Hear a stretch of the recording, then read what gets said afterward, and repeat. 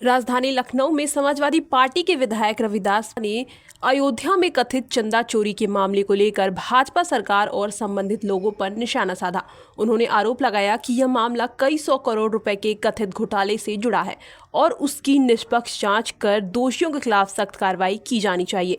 उन्होंने कहा कि अब तक केवल 8 लोगों की गिरफ्तारी हुई है, जबकि इस पूरे प्रकरण में शामिल बड़े लोगों तक जांच एजेंसियां नहीं पहुंच सकी।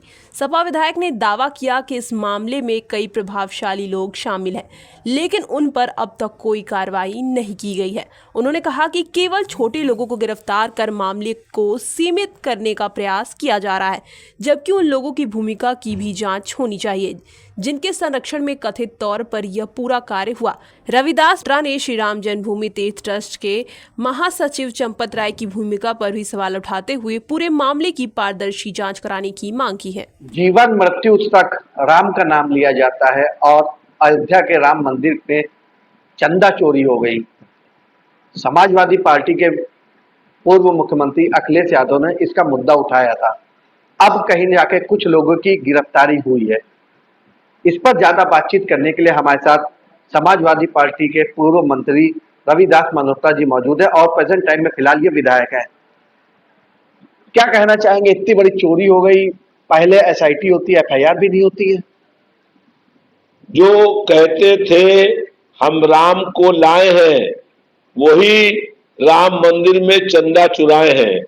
जिन लोगों ने चोरी करी वही लोग जांच कर रहे हैं। इस जांच से निष्पक्ष जांच होने की कोई संभावना नहीं है।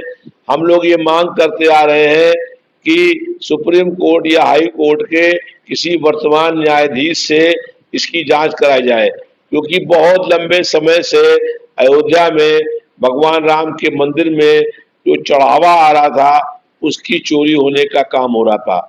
ये हिंदुओं की आस्था, श्रद्धा और भावनाओं के साथ खिलवाड़ करने का काम है। बड़ी श्रद्धा के साथ लोगों ने वहां पर भगवान श्री राम के मंदिर में चढ़ावा दिया और उसको लूटने का काम किया गया है।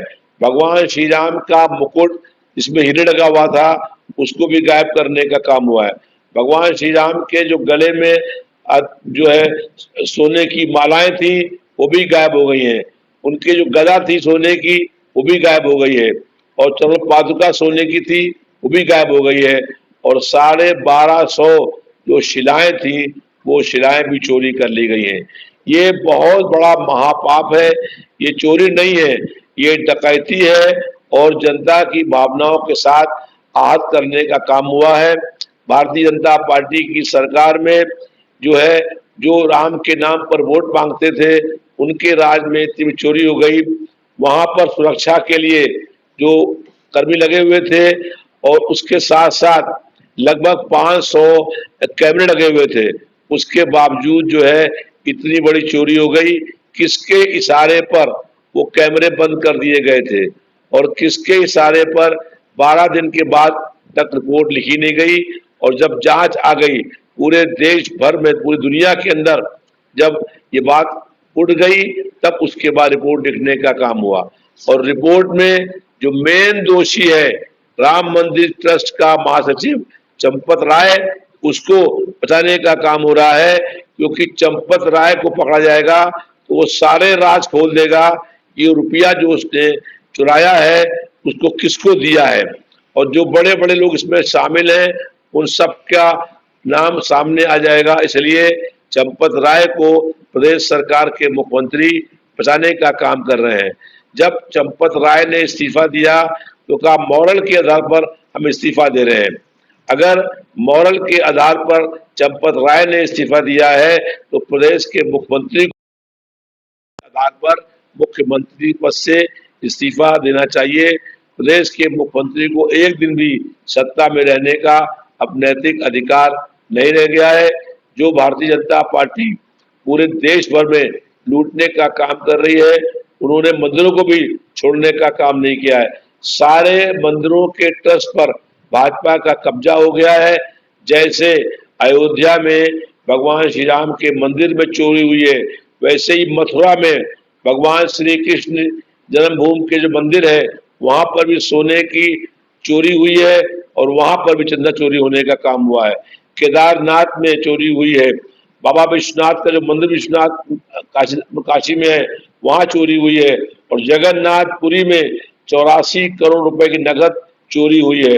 पूरे देश में भगवान श्री राम से लेकर के हर मंदिर को लूटने का काम हो रहा है।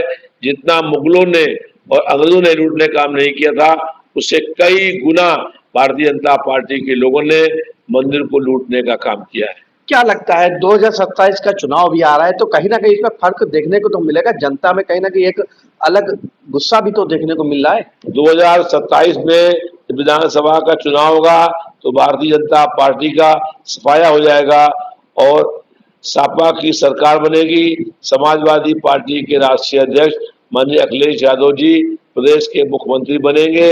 जनता में जबरदस्त आक्रोश व्याप्त है, लगातार महंगाई बढ़ रही है, बेरोजगारी बढ़ रही है, भ्रष्टाचार चरम सीमा पर है, पूरे प्रदेश में बजट की लूट हो रही है, कोई बहन बेटी सुरक्षित नहीं है, अपराधों में बेतहाशा वृद्धि, स्वास्थ्य सेवाएं ध्वस्त हो गई है।